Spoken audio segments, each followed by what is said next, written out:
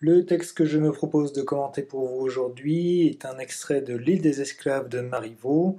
C'est un texte qui est publié au XVIIIe siècle, en 1725, donc au siècle des Lumières. L'île des esclaves s'inscrit du coup dans un des combats que mènent les philosophes des Lumières, celui de l'esclavage. Il s'agit ici du tout début de l'œuvre, de la scène d'exposition. Sont mis en scène devant le spectateur deux personnages, le personnage d'Arlequin qui, par son nom, fait signe immédiatement vers le valet stéréotypique de la Commedia dell'arte. Donc le personnage d'Arlequin, qui ici est un esclave, comme le titre l'indique, puisque la pièce se joue à l'Antiquité. Arlequin qui va être l'esclave d'Iphicrate, et tous les deux se retrouvent après un naufrage sur une île qui s'avère être l'île des esclaves, île dans laquelle ceux qui sont les maîtres intervertissent de force leur place avec ceux qui étaient leurs esclaves.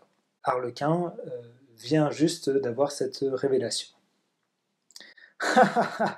Monsieur Iphicrate, la drôle d'aventure! Je vous plains par ma foi, mais je ne saurais m'empêcher d'en rire. Le coquin abuse de ma situation. J'ai mal fait de lui dire où nous sommes. Arlequin, ta gaieté ne vient pas à propos. Marchons de ce côté. J'ai les jambes si engourdies. Avançons, je t'en prie. Je t'en prie, je t'en prie. Comme vous êtes civil et poli, c'est l'air du pays qui fait cela. Allons, hâtons-nous. Faisons seulement une demi-lieue sur la côte pour chercher notre chaloupe, que nous trouverons peut-être avec une partie de nos gens, et en ce cas-là, nous nous rembarquerons avec eux. Badin, comme vous tournez cela. La question à laquelle je vais tenter de répondre dans mon commentaire linéaire de cette scène d'exposition est la suivante. Comment est mise en scène l'inversion maître-valet? J'ai choisi cette problématique puisque, évidemment, elle fait référence à la thématique du parcours associé à l'œuvre intégrale de Beaumarchais. Ici, le valet est considéré comme un stéréotype de théâtre, et il sera représenté par Arlequin, même si celui-ci est un esclave. Pour traiter cette problématique, je vais diviser mon texte en trois mouvements. Premier mouvement de la ligne 1 à 16, où on voit progressivement le refus qu'Arlequin fait de la supériorité de son maître. Ensuite, deuxième mouvement de la ligne 17 à la ligne 30, où, à travers le dialogue entre les personnages, se dessine une dénonciation du comportement abusif du maître sur son valet. Et enfin, de la ligne 31 à la fin du texte, ligne 44, va se dessiner finalement une sorte de supériorité d'Arlequin à travers son éthique de l'égalité. L'extrait commence par un rire, puisque Arlequin comprend la situation dans laquelle il est, et comme tout bon valet rusé qu'il est, il va pouvoir ainsi en profiter. L'interversion n'a pas encore véritablement eu lieu, ni dramaturgiquement, ni dans la relation entre les personnages. Cela se marque par l'apostrophe « Monsieur Iphicrate » et l'usage de la deuxième personne du pluriel lorsque Arlequin s'adresse à son maître, « Je vous plains ». Cependant, cette déférence va être modélisée immédiatement par l'ironie qui pointe sous la locution « Je vous plains », ironie qui va être explicitée, je ne saurais m'empêcher d'en rire, avec le conditionnel et la conjonction de coordination en valeur adversative, mais. Donc le fait qu'il le plaigne est clairement ici ironique de sa part. Et cela, en fait, était déjà annoncé par l'adjectif drôle, qui complète aventure, la drôle d'aventure, qui montre aussi par son antéposition la valeur subjective de cette exclamation. Le seul personnage qui va en rire ici, c'est précisément Arlequin. Le fait qu'Arlequin profite de la situation, Iphicrate en est tout à fait conscient, puisque immédiatement, et en aparté, Iphicrate va traiter son valet de coquin, et remarquer immédiatement qu'il va abuser de la situation, et plus principalement de sa situation, puisque en tant que maître, il possède cette situation, avec le possessif ma. Il se rend compte de son erreur, j'ai mal fait de lui dire où nous sommes, puisque là où ils sont, c'est précisément l'île des esclaves, c'est ce qu'il vient de révéler. L'aparté terminé, il s'adresse directement à son esclave, son valet, en l'appelant par son prénom, Arlequin. Ta gaieté ne vient pas à propos, la gaieté désigne ici évidemment à la fois le rire, l'adjectif drôle et l'ironie. de son valet.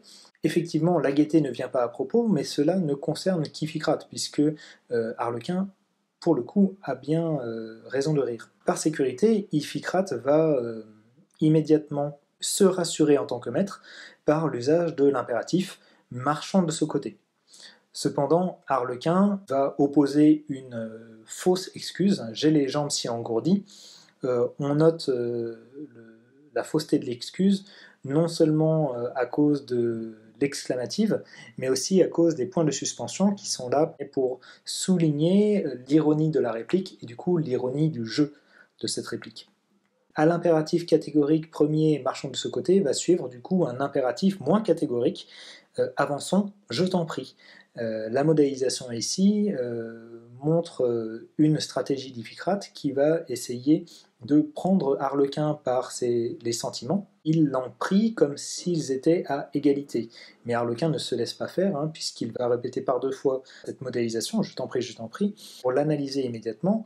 Comme vous êtes civil et poli, l'ironie se poursuit, c'est l'air du pays qui fait cela. Arlequin a très bien compris la situation et il sait exactement comment il va en jouer. La civilité, la politesse de son maître sont très bien perçus par lui comme des outils de manipulation. Iphicrate va alors à nouveau changer sa stratégie.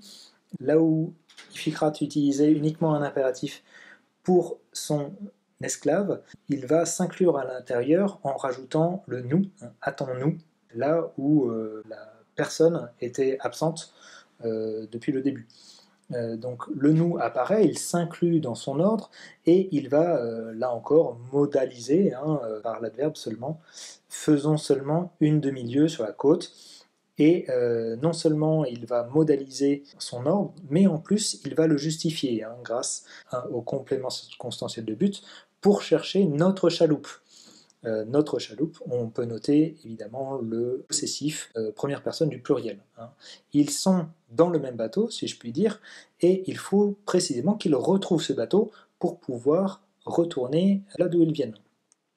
On retrouve du coup la même idée de possessif, de la même manière que Iphicrate pensait que le coquin abusait de sa situation, il veut retrouver ses gens, une partie de nos gens. Donc ces gens, c'est à la fois ses pairs, mais ce sont aussi les gens qu'il dirige, ce sont son personnel. Il veut retrouver ceux qu'il connaît et ceux dans quoi il est à l'aise, puisque socialement, cela lui donne un pouvoir sur les autres. Mais Arlequin va répondre en badinant, c'est-à-dire en plaisantant, il n'est pas dupe du tout, et il va se mettre à chanter une chanson paillarde qui va jouer à la fois sur le contexte, puisqu'on parle d'embarquement, alors qu'ils viennent d'être débarqués, aussi avec le verbe voguer qui va être répété 4 fois, ce que précisément ils ne peuvent plus faire, et sur la clausule humoristique avec Catin. Arlequin a bien saisi la situation et il refuse désormais de suivre son maître pour finalement voguer par lui-même et non plus voguer au service de son maître. Je passe ainsi à la deuxième partie qui va s'ouvrir avec une didascalie retenant sa colère qui va définir finalement le personnage, puisque étant un participe présent, elle peut aussi être considérée comme un adjectif définitoire du caractère du personnage. Donc une didascalie et la conjonction de coordination à valeur adversative, mais qui va manifester finalement l'opposition du maître à son valet ou du maître à son esclave. Je ne te comprends point, mon cher Arlequin, la stratégie évalue encore, puisqu'il va toujours jouer sur les sentiments, mais reste présent le possessif. Arlequin est bien possédé, comme le montre le déterminant mon. Ce à quoi Arlequin va reprendre la structure, mon cher patron. Le retournement n'est pas encore effectif, puisque Iphicrate reste considéré par Arlequin comme son patron, mais en même temps, Arlequin montre par là même, par la reprise des stratégies de son maître, qu'il ne risque pas de tomber dans son piège. Le maître utilise la persuasion. Cette persuasion est immédiatement repérée par Arlequin, qui fait référence au compliment et à la notion de charme, qui relève effectivement de la persuasion. Ces compliments vont être immédiatement retournés par un jeu d'Arlequin sur le sens propre et le sens figuré. Vous avez coutume de m'en faire à coups de gourdin, qui ne valent pas cela. Donc complimenter quelqu'un ici serait synonyme de l'assommer de coups. Simplement, et Arlequin le sait, il le précise, le gourdin est dans la chaloupe, c'est-à-dire qu'il est impossible pour l'instant à Iphicrate de le complimenter comme il en avait l'habitude. À travers cela, on a donc bien une dénonciation d'un comportement passé, des abus du maître sur son valet. La stratégie d'Iphicrate se poursuit avec l'interjection et avec le registre pathétique, quasiment pathétique. Ne sais-tu pas que je t'aime, le verbe aimer qui est excessif ici, et la question rhétorique qui rentre dans cette stratégie de persuasion qu'Iphicrate poursuit. Question rhétorique à laquelle Arlequin répond, prenant ainsi de court son patron. Il y répond en insistant, là encore, en retournant la situation. Chaque situation que crée le personnage du maître est retournée par le valet. Ici, il reprend la stratégie avec la conjonction de coordination à valeur adversative, mais pour rappeler toujours non seulement que l'amour qu'il lui porte n'est pas un amour mais une amitié, premièrement, et secondement que cette amitié n'est que de surface. Les marques de votre amitié tombent toujours sur mes épaules et cela est mal placé. On remarquera du coup les sileps sur les marques, qui sont aussi les marques de coups, et non pas simplement les preuves, et sileps aussi sur cela est mal placé, puisque non seulement c'est mal placé au sens propre, puisque les coups ne devraient pas tomber sur ses épaules, d'autre part, c'est mal placé puisque un maître n'a pas à essayer d'aimer son esclave. Arlequin conclut donc, ainsi, tenez pour ce qui est de nos gens, que le ciel les bénisse. Il conclut en retournant pour le coup cette situation, toujours dans le domaine du langage, le retournement dramaturgique n'a pas encore eu lieu, mais dans le domaine du langage, on a déjà ce retournement avec l'usage du type de phrase injonctif, tenez impératif, et que le ciel les bénisse subjonctif, à valeur d'ordre. Il fait preuve ensuite de son stoïcisme, son flegme philosophique dans cette situation. S'ils sont morts, en voilà pour longtemps, s'ils sont en vie, cela se passera. Je m'en goberge, donc je m'en moque. On a deux systèmes hypothétiques, introduits par S', donc si et l'idée. Donc s'ils sont morts, c'est définitif, et s'ils sont en vie, ils mourront. On a donc bien comme une vision stoïque de l'existence, mais une vision aussi très ironique de cette existence-là, qui dépend évidemment de la situation. Iphicrate, un peu ému, signale la didascalie, est toujours dans l'opposition, mais à valeur adversative, j'ai besoin de moi. Il renforce sa présence de sujet avec le pronom personnel disjoint, puisque lui-même est disjoint. Il n'a plus de pouvoir sur son esclave, alors même qu'il se rend compte qu'il en avait besoin. Le stoïcisme d'Arlequin est validé par la didascalie indifféremment, et Arlequin va commencer à mettre en place ce qui développera dans sa tirade un petit peu plus loin, mais son éthique de l'égalité. Donc chacun a ses affaires, on va pouvoir voir ici que tout le monde a ses propres affaires, c'est-à-dire que tout le monde est à égalité, et clos sur un subjonctif que je ne vous dérange pas, ici à valeur d'ordre.